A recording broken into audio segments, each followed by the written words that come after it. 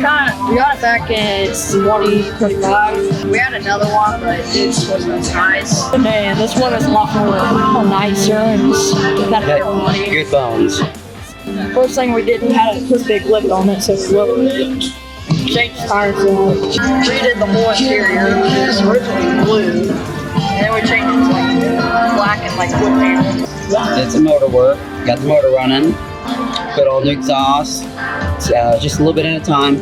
New tires, wheels, new transfer case. Just wrenching on as little as time we can. We need more money than we put together.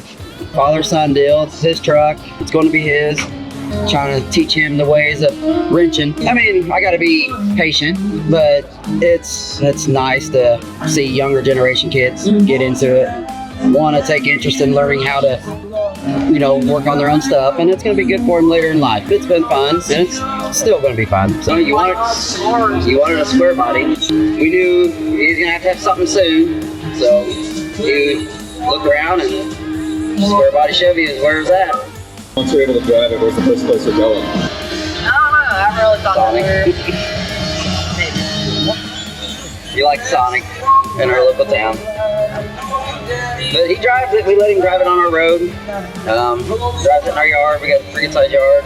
He doesn't get a chance to drive it. Most of the parts came from Classic Parts. Spent a lot of money there, a lot of time there, but great people, great company.